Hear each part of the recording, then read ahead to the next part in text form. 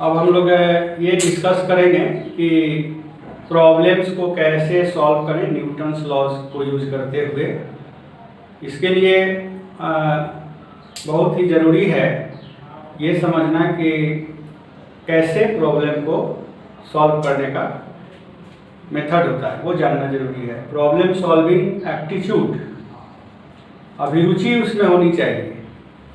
Aptitude का विकास करना है क्योंकि जीवन में बहुत बार ऐसी समस्याएं आती है जिसके लिए आपको तैयार होना पड़ता है और उनको कैसे सॉल्व किया जाए प्लानिंग करना पड़ता है। प्लानिंग करके उसमें कौन कौन से फैक्टर्स हैं वो सब देखना पड़ता है। तो ये किसी भी सब्जेक्ट को पढ़ें आप तो लाइफ में ये सब ट्रेनिंग आती है। धीरे धीरे समस्याएं आती है, आदमी सीखता है, समस्याओं से गलती करता है, फिर सीखता है, फिर उसको सुधारता है। तो प्रॉब्लम सॉल्विंग के दौरान यही सब ट्रेनिंग होता है। आपको कोई चीज़ दिया रहेगा और कहा जाए कोई फाइंड करो, तो आप कहिएगा कि अब क्या फाइंड करें, क्या समझ में आ रहा है कि क्या फाइंड करें। जैसे यहाँ से कहीं जाना है और आपको रास्ता पता नहीं है तो आप नहीं जा सकते हैं। रास्ते को पहले जान लेना होगा कि क्या क्या समस्याएं होती हैं। तो इसी के लिए थ्योरी पढ़ाई जाती है कि किन परिस्थितियों में कौन सी समस्याएं, कौन से फार्मूले यूज होते हैं। तो उन फार्मूलेज को ध्यान में रखना ये पहला ड्यूटी है। किसी भी चैप्टर्स के क्वेश्चंस को डील करने से पहले हमको ये देखना पड़ता है कि कौन कौन से कॉन्सेप्ट्स डेवलप हुए और उनकी जांच प्रॉब्लम सॉल्व करने से होती है कि आपका वो कॉन्सेप्ट जो है वो पूरी तरह क्लियर हुआ कि नहीं।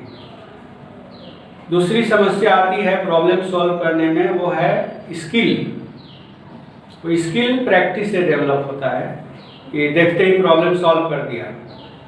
तो ये स्किल जो है वो बहुत से प्रॉब्लम सॉल्व करने के बाद आती है। बहुत सी चीज़ों को बहुत लोग रट लेते हैं और रट के भी जल्दी सॉल्व कर देते हैं। तो अगर वो फैक्टर्स में कुछ वेरिएशन हो जाए तो वो नहीं कर पाएंगे। इसलिए ज़रूरी है कि हम प्रॉब्लम्स को सॉल्व करने की प्रैक्टिस करें और हल्के प्रॉब्लम से भारी प्रॉब्लम की तरफ जाएं। तो न्यूटन्स लॉज ऑफ मोशन में जो प्रॉब्लम्स होते हैं they are related to forces. Forces daily life में हम लोग देखते हैं कितने तरह के होते हैं। जैसे एक अर्थ फोर्स लगा रही है, ग्रेविटेशनल फोर्स, जिसको हम लोग वेट कहते हैं या mg लिखते हैं। तो mg एक फोर्स हो गया जो अर्थ लगाएगी। तो जैसे ही प्रॉब्लम में दिखा रहेगा कि जैसे लिखा है कि ये block is placed on A table, तो अब इसमें अंडरस्टूड है कि अर्थ प्रेजेंट है। कुछ प्रॉब्लम में ऐसे स्पेसिफिक रहता है कि अर्थ के वेट अट्रैक्शन को नहीं लेना है, लेकिन बहुत से प्रॉब्लम में आपको सराउंडिंग में अर्थ को मानना पड़ता है कि है। तो वो प्रॉब्लम का लैंग्वेज से पकड़ना पड़ता है कि अर्थ है कि नहीं है। और टेबल पर जब रखा गया तो आपको ये सोचना है कि टेबल हॉरिजॉन्टल है कि इंक्लाइंड है। इंक्लाइंड का मतलब तिरछा, जैसे ये हॉरिजॉन्टल हो गया। ऐसे अगर जी है तो जी के परपेंडिकुलर जो प्लेन है उसको हॉरिजॉन्टल बोलते हैं। अब इस हॉरिजॉन्टल से ऐसे अगर घुमा दिया तो यहाँ पर हॉरिजॉन्टल से कुछ एंगल बन रहा है। तो ये जो प्लेन है ये इंक्लाइंड प्लेन है। इसलिए इंक्लाइंड प्लेन और हॉरिजॉन्टल प्लेन दो तरह के प्लेन रहेंगे। वर्टिकल प्लेन ऐसे हो जाएगा, जैसे ये बोर्ड का प्लेन वर्टिकल प्लेन है।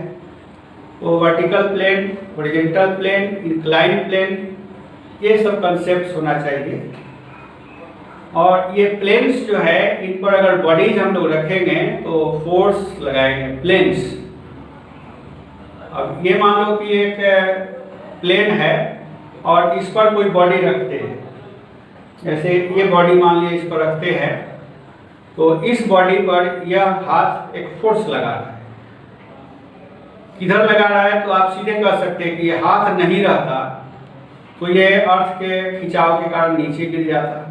तो हाथ बीच में आ गया, उसको रोक रहा है। रोकेगा कैसे? जब नीचे खिंचाव है तो ये ऊपर लगाएगा और इसके नॉर्मल वो है, इसलिए उस फोर्स को बोलते हैं नॉर्मल फोर्स। तो एक प्लेन अपने सरफेस के नॉर्मल फोर्स लगाएगा, जैसे ही कोई चीज कांटेक्ट में आएगा वो नॉर्मल फोर्स लग जाएगा। अब मान लो कि हम हाथ को तिरछा कर दें तो ये चीज़ ऐसे सरकना चाहिए, तो ये नहीं सरक रहा है। इसका कारण है कि यह प्लेन एक और फोर्स इस पर लगा रहा है जो इसके पैरेलल। तो कोई भी प्लेन अपने पैरेलल जो फोर्स लगाता है वो तभी लगाता है जब आप कोई चीज़ उस पर स्लाइड कराना चाहेंगे, तो एक स्पेशल नाम से आता है जिसका नाम है फ्रिक्शनल फोर्स, घर्षण का बल।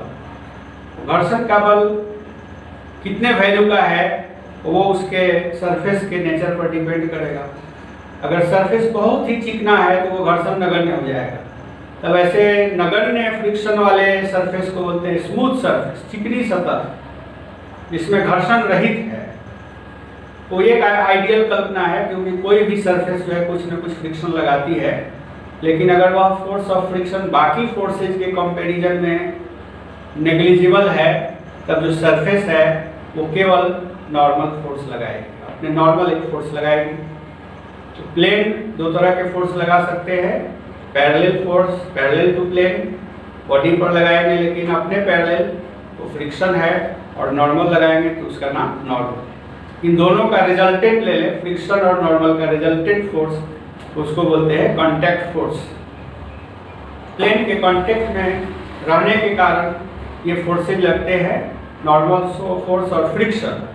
और ध्यान दीजिए कि ये दोनों राइट एंगल पर लगते हैं। नॉर्मल अगर ऐसे है तो फ्रिक्शन ऐसे है, तो इसलिए इनको सीधे नहीं जोड़ पाएंगे।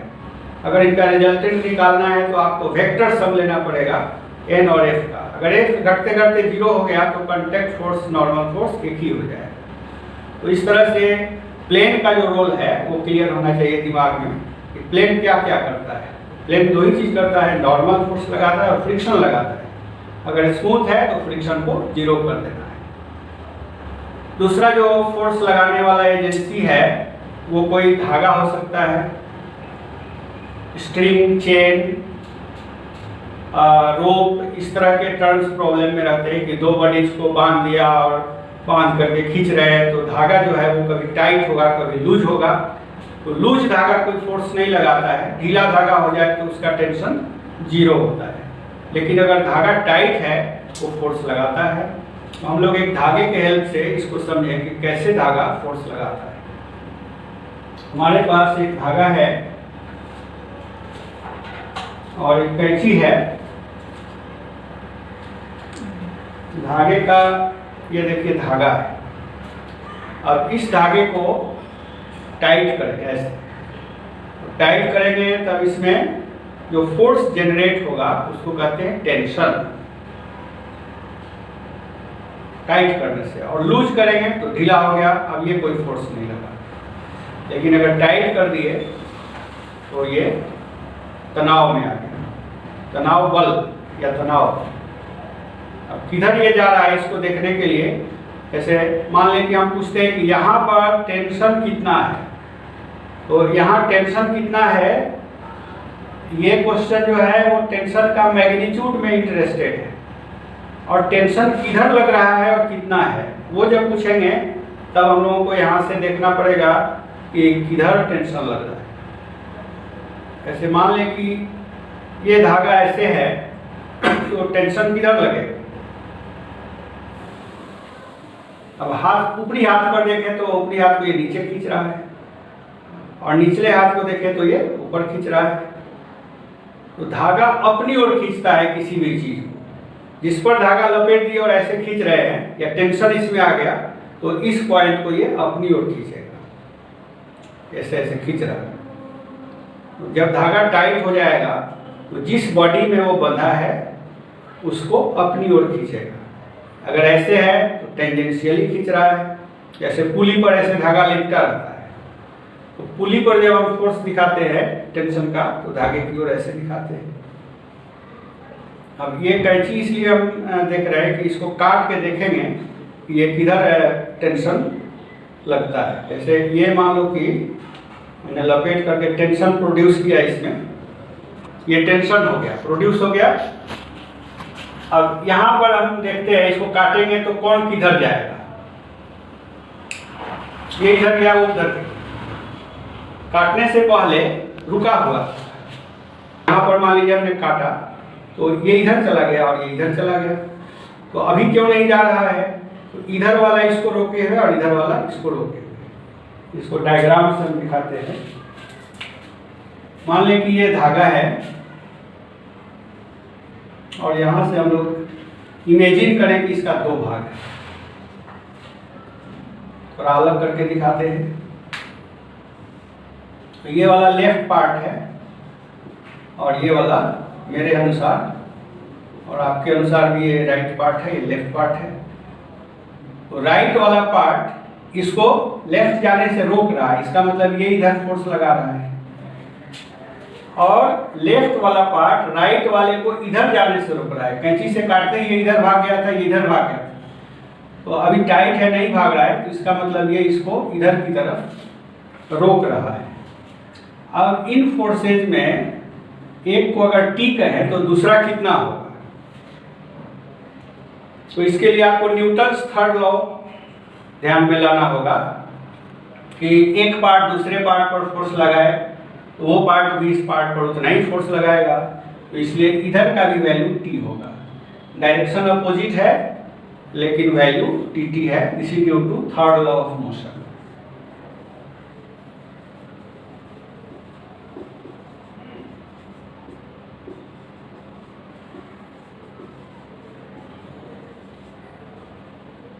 ये दोनों वैल्यू, इसी में से एक वैल्यू को हम लोग टेंशन कहते हैं कि इस पॉइंट पर कितना टेंशन है, तो इसमें से डायरेक्शन नहीं बोलते हैं, न्यूमेरिकल वैल्यू बताते हैं। जैसे टेंशन अगर 20 न्यूटन है तो खाली बोलते हैं कि टेंशन इज 20 न्यूटन। किस डायरेक्शन में है ये नहीं बोलते। जब ये बात आती है कि इस पार्ट पर ये किधर फोर्स लगा रहा है, तब ये इस पर 20 न्यूटन राइट की ओर लगा रहा है और ये पार्ट इस पर 20 न्यूटन लेफ्ट की ओर लगा रहा है। तो ये पार्ट हुआ टेंशन का पार्ट। रॉड में भी ऐसे ही होगा, ऐसे यहाँ पर रॉड बांधे और रॉड में टेंशन हो तो ये भी एक दूसरे को खींचेगा। रॉड में कंप्रेशन भी हो सकता है। जैसे ये मान लीजिए कि खंभा है और इस पर पुल बना दिया गया, तो खंभे पर पुल का सारा लोड पड़ता है। पुल चाहता है नीचे चला जाना और खंभा उसको रोकता है, क्योंकि अर्थ इसको नीचे खींच रही है और पुल इसको रोक रहा है। तो इसके मॉलिक्यूल्स को आप नज़दीक में लाना चाहिएगा तो ये रिपेल करेंगे। तो इसीलिए कंप्रेशन इसमें आता है कि मॉलिक्यूल्स को हम नज़दीक लाना चाहें तो कंप्रेस करना चाह रहे हैं, उसके कारण इसमें एक फोर्स डेवलप होता है। जैसे ये मान लो कि ब्रिज का पार्ट है और नीचे में ये पिलर है, तो पिलर के किसी भी पॉइंट पर हम लोग देखें तो इसका दो पार्ट हो जाएगा, एक ऊपर वाला पार्ट और एक नीचे वाला पार्ट। तो ये पार्ट नीचे आना चाहता है और यह पार्ट इसको रोक रहा है, तो इस पार्ट पर ये ऊपर फोर्स लगा रहा है और न्यूटन्स थर्ड लॉ से ये पार्ट इस पर उतना ही फोर्स नीचे लगा रहा है। तो ये इस फोर्स को हम लोग F मान लें, तो ये भी F है और यहाँ पर कंप्रेशन F हो गया। तो ये भी थर्ड लॉ से इक्वल एंड अपोजिट फोर्सेज है। तो रॉड एक कंप्रेशन का फोर्स लगा सकता है और रॉड चूंकि टेंशन का भी लगा सकता है, इसलिए रॉड दोनों फोर्स लगाता है, लेकिन धागा जो है वो केवल टेंशन का फोर्स लगाता है, उसमें कंप्रेशन नहीं होता है। दूसरा फोर्स लगाने वाला जो कंट्रीवेंस है वो है पुली। पुली आपने देखा होगा, पुली का एक डिस्क टाइप का स्ट्रक्चर रहता है और उसमें खांच बना रहता है। ये जैसे मान लो कि और बीच में एक एक्सिल रहता है जिस पर वो टर्न कर सकता है। This is called pulley. Pull से बना पुल्ली, खींचने वाला। इसी पर धागा जाएगा, धागा इधर से लपेटेंगे, एक साइड इधर और उधर से घूम करके जो धागा है वो उधर लटकेगा। साइड व्यू इसका ऐसे दिखाते हैं कि ये एक्सिल हो गया और एक धागा इधर निकल गया और एक इधर निकल गया, और एक्सिल को हम लोग टांग देते हैं, इस पर टांग देते हैं ऐसे। दिस इज पुली। पुली से धागा जाता है। अब पुली में जो प्रॉपर्टी है वो है मास और मोमेंट ऑफ इनर्शिया। ये घूमेगी तो रोटेशनल इफेक्ट होगा। तो चूंकि हम लोग अभी न्यूटन्स लॉ ऑफ मोशन के बिगिनिंग में है, रोटेशन अभी नहीं पढ़े हैं, तो इसलिए हम लोग इसके प्रॉब्लम्स को इस तरह से एज्यूम करते हैं कि पुली का मास बहुत छोटा है, very small. Mass is very small in comparison to masses other bodies involve in the problem. तो ऐसे पुली को बोलते हैं लाइट पुली। लाइट पुली, ये नहीं सोचना है कि पुली प्रकाश दे रही है। लाइट का मतलब यहाँ पर हल्का है। लाइट पुली पर ये धागा इस तरह से गया हुआ है और ये इस फोर्स इधर लगाएंगे तो उसको घुमा करके इधर कर दिया। Pulley is a means of transmission of force. Force को एक जगह से एक डायरेक्शन से दूसरे डायरेक्शन में आप इससे पहुंचा सकते हैं। और पुली का मास अगर बहुत छोटा होगा तब उस हालत में इन दोनों में टेंशन बराबर लेंगे। ये कंडीशन है कि मास छोटा होना चाहिए, तब इसके दोनों जो लिम्स है धागे के इस पार और उस पार एक ही टेंशन ले सकते हैं। कि मास अगर कंसिडरेबल होगा तब उस हालत में इसके टेंशन बराबर नहीं रहते। तो वो चीज़ अभी हम लोग नेग्लेक्ट कर रहे हैं कि मास बहुत छोटा है तो पुली के ये टेंशन बराबर है। इस टेंशन को T माने तो ये भी T होगा। अगर मास डिफरेंट हो, बहुत बड़ा मास हो, तब उस हालत में ये T होगा तो ये T डैश मानना पड़ेगा, दोनों अलग अलग होंगे। तो इस तरह से प्रॉब्लम में अगर पुली है तो आपको वहाँ पर वॉच करना होगा, पढ़ना होगा आसपास में कि पुली लाइट है कि नहीं, फ्रिक्शन लेस है कि नहीं। फ्रिक्शन लेस रहने से भी टेंशन सेम हो जाता है। तो यूजुअली जो न्यूटन्स लॉज के प्रॉब्लम होंगे उसमें आइडियल पुली लिखा रहेगा या लाइट पुली लिखा रहेगा। तो हम लोग उससे यही समझते हैं कि पुली का मास नेग्लिजिबल है और फ्रिक्शन उसका नेग्लिजिबल है। तो उस हालत में पुली के प्रॉब्लम्स को आप डील कर सकते हैं आसानी से। तो ये सारे फोर्सेस, कौन कौन फोर्सेस जब लिस्ट बना लें हम लोग। पहला फोर्स हो गया था वेट का, पुल ऑफ द अर्थ। और दूसरा फोर्स कॉन्टैक्ट फोर्स। इसका दो भाग था, नॉर्मल फोर्स और फ्रिक्शनल फोर्स।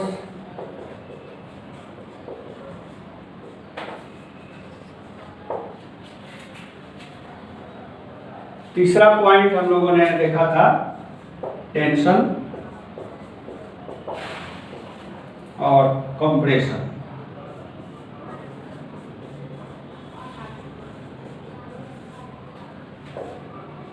टेंशन या कंप्रेशन।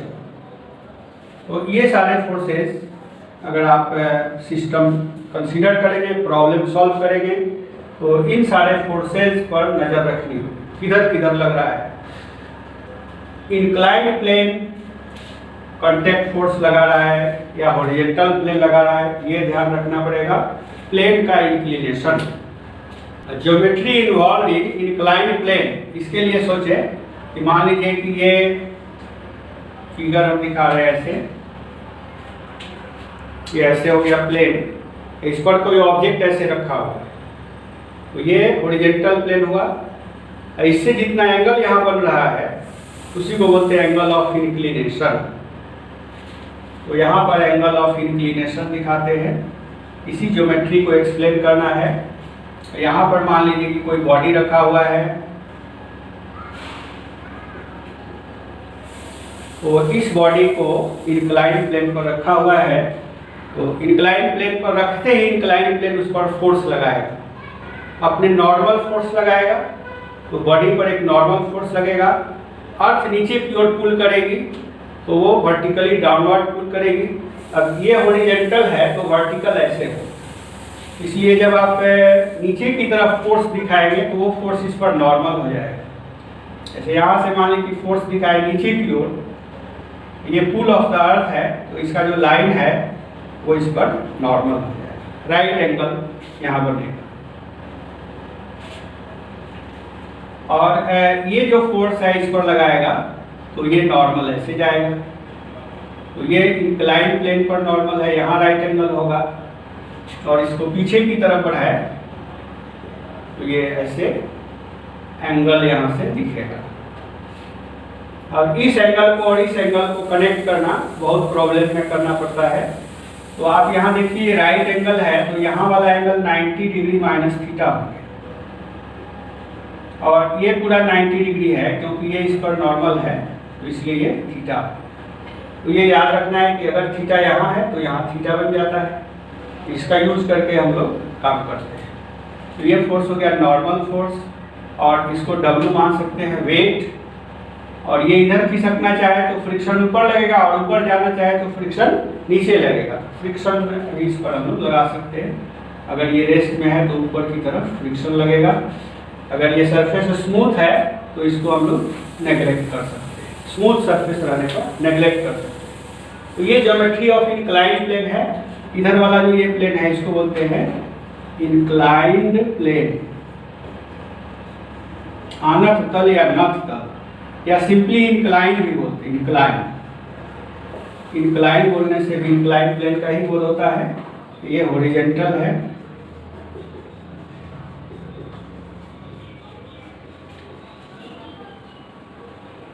और ये W जो है वो वर्टिकली डाउनवर्ड लगा हुआ है ये, और हॉरिजॉन्टल पर ये नॉर्मल है। This is the geometry we need in problem solving, it is very important. Now we shall consider few examples that illustrate how to attempt solving problem।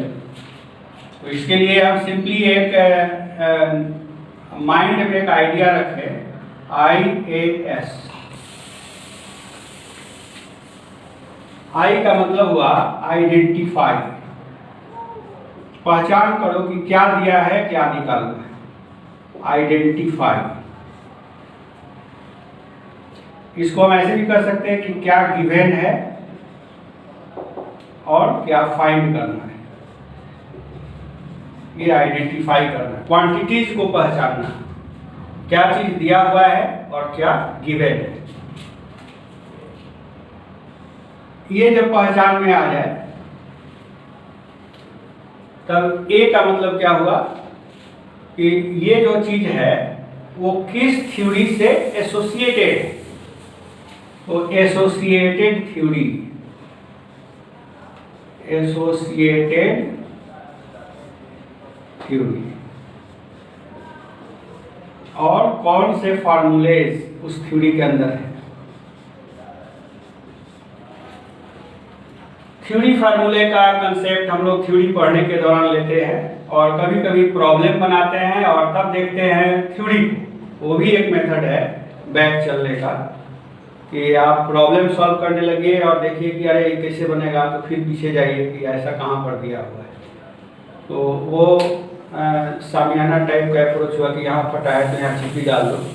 लेकिन होल प्रॉब्लम को सॉल्व करने से पहले हमें देखना चाहिए कि थ्योरी क्या है। तो थ्योरी फार्मूला को अच्छी तरह समझ लेने के बाद आप प्रॉब्लम में आएंगे तो पहला अटेम्प्ट में आइडेंटिफाई करेंगे क्या दिया है और क्या फाइंड आउट करना है, इससे रिलेटेड थ्योरी क्या है, और तब उसके सॉल्यूशन कैसे निकलेंगे। इसमें आता है सॉल्विंग स्टेप्स, सॉल्विंग विथ जो भी आपके पास नॉलेज है उसको यूज करते हुए दक्षता को बढ़ाना। Solving with skill, final aim यही है कि स्किल हमारे पास आ जाए, दक्षता आ जाए कि हम उस तरह के प्रॉब्लम्स को कैसे सॉल्व करें, या डिफरेंट या नए प्रॉब्लम्स में कैसे अटेम्प्ट लें। तो ये प्रॉब्लम सॉल्व करते करते ही आता है। तो अभी हम लोग ये चीज़ कर चुके हैं, थ्योरी फार्मूले कर चुके हैं, और ये जो चीज़ है वो प्रॉब्लम टू प्रॉब्लम वेरी करता जाएगा। जैसे न्यूटन सेकेंड लॉ को जब आप यूज़ करेंगे तो उसमें वेक्टर आएगा, तो वेक्टर का नॉलेज होना चाहिए, कैसे रिजॉल्व करते हैं, कैसे कंपोनेंट लेते हैं। और इसलिए सिंपली यही है कि अगर हम कंपोनेंट लेने के लिए लिख रहे हैं कि यहाँ पर अगर फोर्स ऐसे है और एक्स एक्सिस ऐसे है, इधर का एंगल थीटा है, तो एफ एक्स लिखा जाता है एक्स कंपोनेंट ऑफ फोर्स, और मैग्नीट्यूड और कॉस थीटा लेकर मल्टीप्लाई करते हैं, एक्स कंपोनेंट ऑफ फोर्स। तो जिस डायरेक्शन में कंपोनेंट लेना है उधर के एंगल से कॉस लेकर मल्टीप्लाई करते, दिस इज सिंपल। इधर लेना है तो यूजुअली हम लोग लिखते हैं कि अगर इसके नॉर्मल लेना है तो एफ वाई इसको लिखते हैं, और एफ वाई आता है एफ साइन थीटा, लेकिन आप चाहें तो इस एंगल का कॉस लेकर भी संतुष्ट हो जाएंगे, सेम रिजल्ट आएगा। F cos 90 minus theta, this gives the same thing. यहाँ पर भी ये भी साइन थीटा ही है। तो इस तरह से एक जनरल आइडिया बना सकते हैं कि जिधर कंपोनेंट लेना है इस डायरेक्शन में, वेक्टर का उससे एंगल लेकर कॉस ले लिया और मल्टीप्लाई कर दे मैग्नीट्यूड में, तो ये रेक्टेंगुलर कंपोनेंट निकल आएगा। तो हम लोग रेक्टेंगुलर कंपोनेंट का ही यूज करते हैं ज़्यादातर प्रॉब्लम्स में, तो इसलिए ये एक बेसिक आइडिया है जिसको रखना है, हाउ टू राइट कंपोनेंट्स। अब हम लोग एक प्रॉब्लम लेकर के और इन सारे आइडियाज को इम्प्लीमेंट करते हैं। सिंपलेस्ट प्रॉब्लम ये है, हॉरिजॉन्टल टेबल पर 5 kg का एक ब्लॉक रखा हुआ है। एक हॉरिजॉन्टल टेबल है, उस पर एक ब्लॉक ऐसे रख दिया गया है। ब्लॉक का मास दिया हुआ है 5 kg और फाइंड आउट करना है नॉर्मल फोर्स।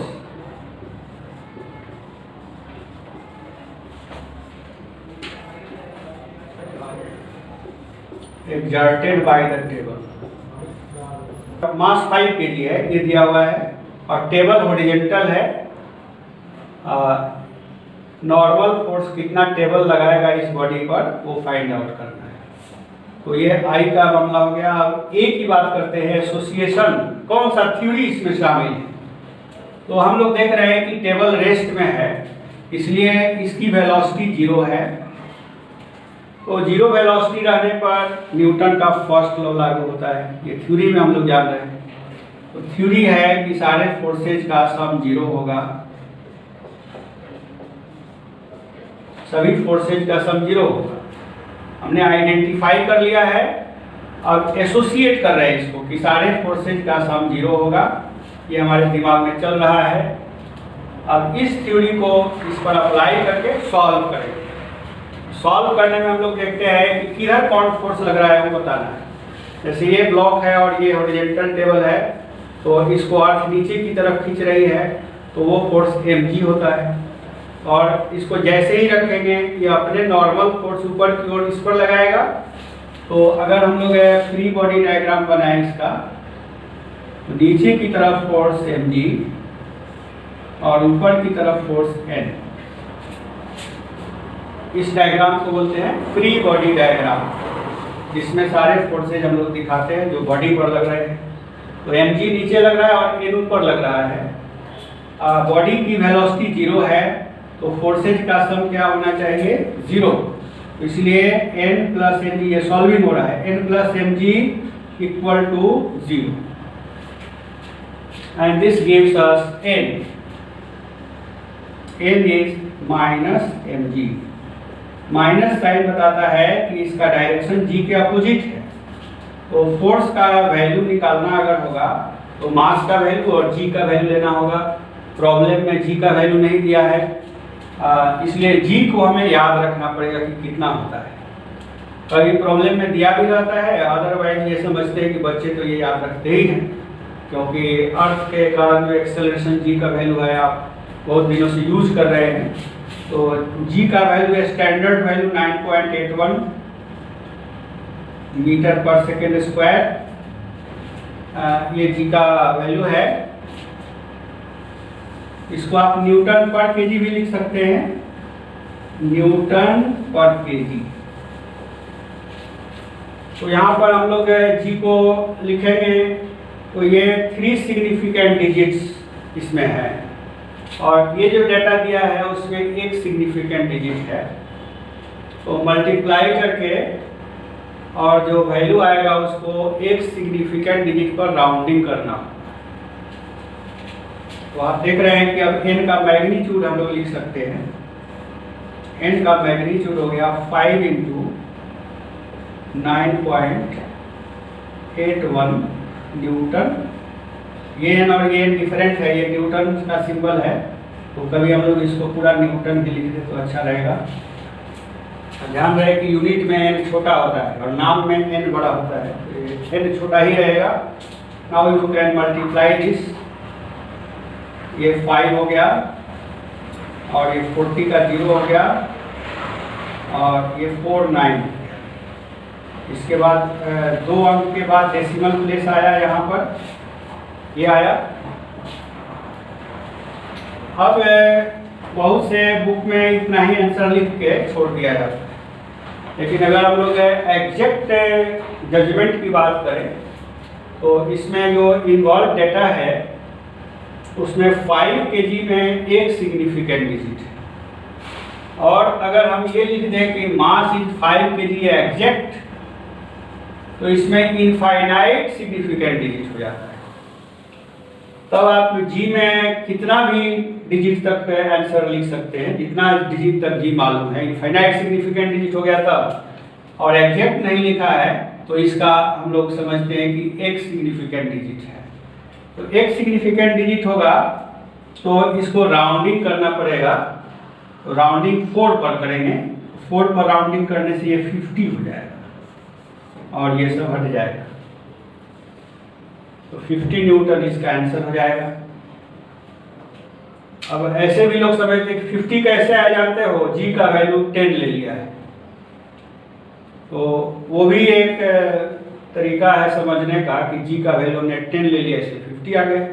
10 क्यों लिया भाई, तो इसमें एक सिग्निफिकेंट डिजिट है 10 में और इसमें 2 सिग्निफिकेंट डिजिट है 9.8 में। तो वैसे भी कर सकते हैं, लेकिन तरीका ये कि पहले मल्टीप्लाई कर लीजिए और बाद में राउंडिंग कर